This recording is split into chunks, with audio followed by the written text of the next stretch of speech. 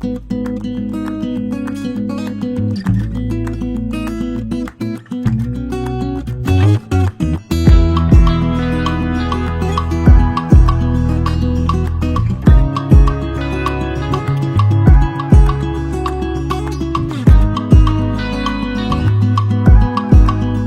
everyone. Welcome back to another inspiring episode of Voice of Dreams, proudly presented by Cyber Kings India. This is Swati Sabu, social media influencer and content creator from Cyber Kings India. Today, I have the privilege of introducing a remarkable individual, someone whose leadership, vision, and commitment to excellence are reshaping the business landscape. It's my honor to welcome Mr. Dinkar Rao, the Managing Director at Global Oilers Consulting, founder of Global Selectia and Kabi Learning Foundation. Sir, thank you so much for joining us today. It's truly a pleasure to have you on the show. Welcome, sir. Thank you so much, Swati, and the team of Cyber Kings. It's my privilege and pleasure to. Welcome again, sir. So, Yeah. sir, you have built three distinct ventures under the Global Group umbrella: Global Oilers, Global Selectia, and Kabi Learning Foundation. Now, I'm curious to know, how has your leadership style influenced the distinct identity and direction of each one? All right. So before I talk about my leadership style, I think I'll tell you the crux of the three entities, which is, see, Sure, primarily sir. Global Oilers works on the sales capability, building the sales capability across the organization. Yeah. And when you're building the sales capabilities of the people, you require support from the top management and board. That's Yeah. primary. And we don't just talk about training and coaching programs, but we do change management when it comes to building sales capabilities. So, in a particular context, how do we build the capabilities? And the context is quite important here, you know, when we're developing people, because ultimately people have to deliver for now and future. So that's about Grovel Oilers, and Grovel Selectia works on cross-functional future readiness, which means that, well, while you're working in on the sales and service capabilities, it's important that cross-functionally the organization gets aligned. Oh, What I mean by cross-functional capability development is, let's say you're talking about a manufacturing company. It's important for not only the sales and service departments to be future ready, but the HR, finance, procurement, stores, purchase, all have to get aligned to build the future readiness. So it's like the whole nervous system gets future ready. That's Global Selectia, which is beyond sales, And Kabir works on the core of the business, which is the soul of the business. So the three entities actually, if I give you an analogy, probably Grovel Oilers works on the blood circulation. Grovel Selectia works on the nervous system, starting from brain. And Kabir is the heart and soul of the business, which means, are we doing what we're supposed to do? Are we doing what we were born for? And how do we become soulful in our leadership? Now I'll come to the question which you had asked, that, how it has affected my way of working as a leader. See, primarily a leader has to balance all the three. He has to balance the pragmatic aspect of your profession, which is, do we have, enough work to do? That's important for a leader to think. Do we have enough work for our people? Do we have enough work for our ecosystem? So from there, I think my leadership style is always about figuring out how to make people meaningfully busy. They should have enough yeah. work to do, and that's how my leadership style also got influenced. And when I talk about cross-functional readiness, I think it has helped me to become a little bit more holistic, uh, not looking at only the departments or organized faculties of the organization, which are always customer facing, but there are many people who are working like the bearings in a wheel. You see, it's not visible, but they're working. So Yes, sir. that has made me possibly a little bit more inclusive. And Kabir has definitely inspired me to think what can build a greater level of connect with people. What is that which touches people? That's where Kabir is working. So when you're working, and you might have seen, Swati, all these are people enablement organizations. And so when you're Yes. working on a profession of people enablement, you also need to practice what you're trying to kind of see change in others. You Yeah, can't say this is the change I want in others, but you need to also work on absolutely. yourself. So I think a lot of pressure also comes on person who is working on himself when they are a part of project. And I think that's where I am right now in terms of my leadership journey. And leadership, I primarily think it's a behavior, not a position. Not because I founded a company, I'm a leader, but it's a behavior of taking initiative, working for a community. And when Yes, you're doing a business, it's a or a practice, it's basically for a community. I I think so. agree. Yes, sir. Yeah. So that's truly inspiring, sir. So, and looking at how rapidly the business world is changing, which of these three ventures do you see as the biggest game changer in the next 5 years, sir? I think all have their role and all Yeah. talk to each other. Yes, yes. All For the three. example, yeah. Business cannot exist with mathematics and numbers. Yeah. So Global Oilers is all about the business, the math side of the business, and also the values. So the name also stands for, grow with values, and Oilers for the mathematician. So there is a lot of mathematical element in business. For example, predictability. If you miss the predictability in your business, I think your stakeholders won't be happy. Yes. So that is very much timeless. If you see, as long as businesses exist, there will be a kind of a necessity to understand the numbers behind the business, how to make things happen, how to make things predictable. That's where Global Oilers works. If you look at Global Selectia, as long as there is a business, even if it is a small company, 5 people, 10 people to 5,000 people, there will be a cross-functional team involved, Yes, sir. and people have to be very, very collaborative with each other to Absolutely. success. So I think it, I see a great need for deep levels of collaboration in our society, and businesses. So it's timeless that way. The Uh, concept is timeless. And yes. Kabir talks about, today we talk about mindfulness. Today we also talk about wellness. But unless a leader is able to see people beyond numbers, it's difficult to achieve success in a consistent manner. And possibly when we look at success, we look at outwardly success, which is your balance sheet. But a lot happens when you're working with people beyond balance sheet. And I think that is also an element which is timeless. I think it has existed even pre-industrial revolution era. So I think things that we try to do in Kabir Learning Foundation are timeless in true sense, because possibly most of the concepts might have existed even before the industrial revolution, and they continue to exist even in the AI world.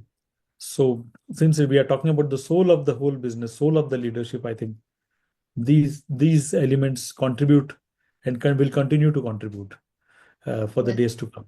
Yeah, As I understand, I think all the three entities work hand in hand for the. absolutely. Yeah. Yeah. Sir, you have worked extensively with Indian MNCs, Southeast Asian firms, and global giants. So, from your experience, what are some of the common challenges that you have observed across these geographies when it comes to sales enablement and cross functional leadership? See, I think more than challenges, there are differences. I would put it that way. Okay, Uh, sir. the differences happen because of the size of the organizations, the culture of the organizations, and sometimes the culture gets affected by where you're operating from. So the nothing to do with uh, I would say geography, but more related to the culture of the organizations and the way they have been led and the size. And each Uh, size of will bring its complexity. So if you're working with smaller organizations, the advantage is that the decisions are faster, and people move faster, and you can see the changes quickly happening, less bureaucracy, and you have the face time of the top management, which makes things easy. Now, this yes. advantage remains whether you're working for an Indian company or whether you're working for an American or European company. The size of the organization permits face time with the people who drive the strategies and kind of board members. But when you look at, say, organizations which are conglomerates, you have very limited face time with the top management, and I would say Yes. board and top management is still accessible. Uh, so, so the time required to bring changes, although the infrastructure is very good, might be affected by a lot of factors, which are sometimes emerging from the size of the organization. So, Yes, sir. and while we can say sometimes, even though the size of the organization is big, the culturally, if the organization has very high agility, the size doesn't matter. So it's very difficult to say what what is challenging and what is an opportunity, because everything is a challenge, everything is an opportunity. It's basically what are you facing at that point of time. And I would also say sometimes even in smaller organization, if the culture is to move slowly, then they Yeah. might behave like conglomerates who have a lot of bureaucracy in place. So it's sometimes I feel that it's more about the culture of the organization than anything else. Thanks, Dr. The culture of the organization will have different tendencies, a tendency to move a little fast, tendency to be slow, tendency to be consistent, tendency to be inconsistent. So based on that, largely um, our objectives get governed, and it's important for you to also possibly understand this very clearly, that we are change enablers.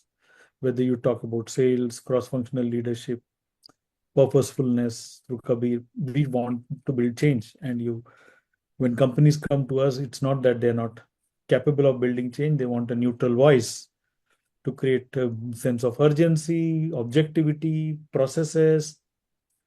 So that's where we work with. So most of our outcomes get affected by the culture of the organization. Yes, yes, yes, sir. And it doesn't depend on which country we are working with. Yeah, yeah, So there is absolutely. some element of cultural nuance here and there, but Yes, people are quite but similar basically the nowadays. company. Yeah, and people are quite similar nowadays in the way they are wired. So yeah, we can see that cultural influence a little bit here and there, but that's not a big problem. Yeah. Yes, sir.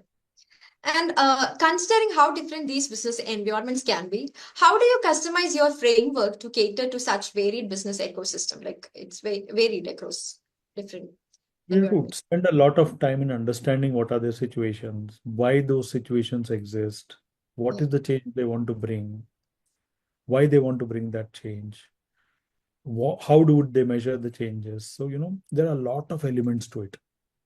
Yes, Whether sir. you're talking about sales, cross-functional leadership, purposefulness, unity in the teams, coming on the same page when you're running the business, managing conflicts. So all these things we have to study, observe, Yes, spend a lot of time talking to people in the system. Okay, good thing you have asked is how do you customize? I think we do that by not only getting the inputs from the board, but we also talk to all the stakeholders down the line, yes, and sir. who are who are involved in day-to-day operations, and get their point of view and make things very inclusive.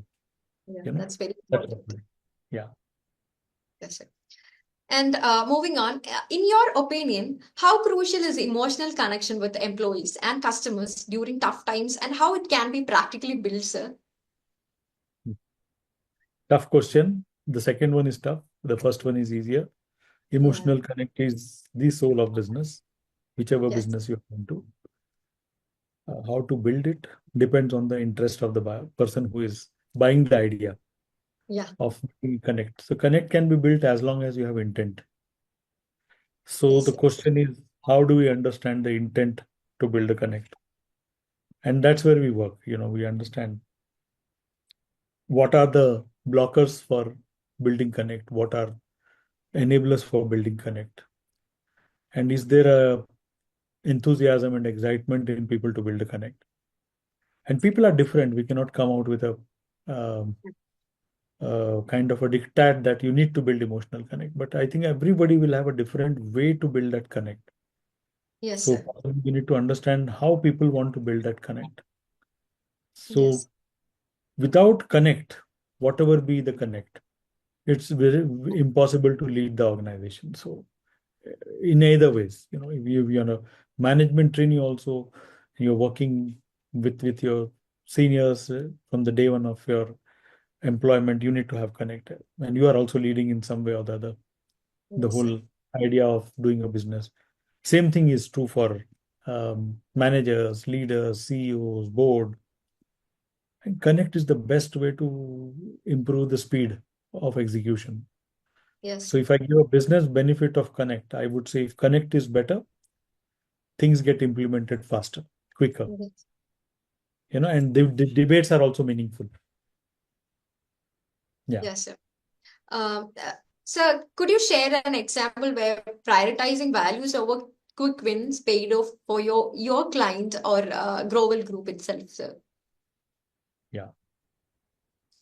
So, coaching is a relationship primarily, and, you know, Yeah. um, prioritizing on values is critical because, every organization will have some defined values.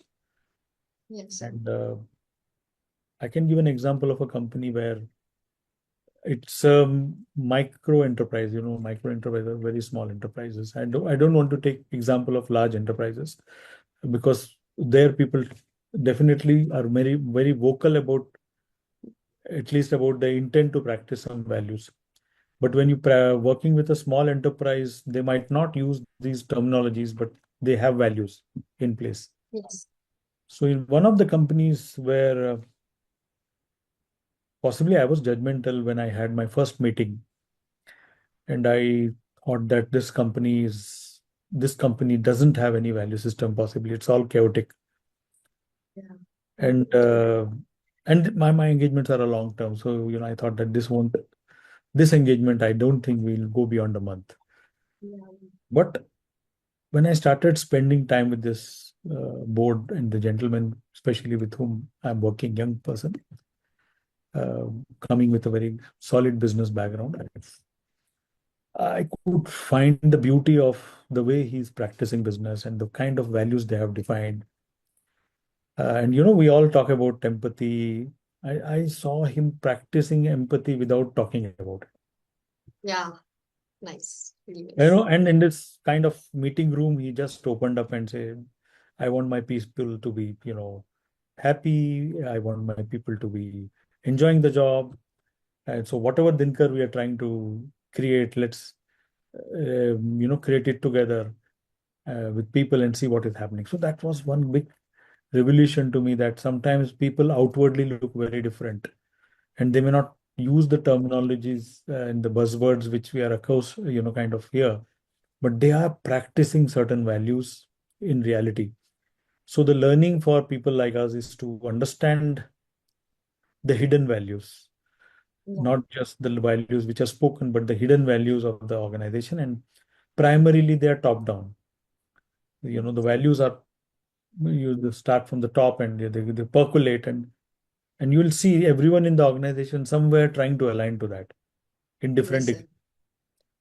And the another value system which I saw in them was straightforwardness. They don't like to mince with words. So, and then, I had to travel quite a lot to meet the gentleman. It was somewhere in the northern India, so beyond Delhi. So, every month I have to go there, meet people. So I could see a kind of a family kind of a value system in everybody.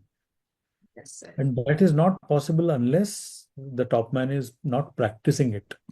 Yes, sir. Absolutely. So I think prioritizing on values is critical when you're working as a chain management professional or a coach or a trainer or enabler, whatever you call. You need to understand what is the culture of the organization and not just go by the words. Is Yes, the sir. mantra. Go by what you're observing, not observing, and what you are actually able to see in the whole ecosystem.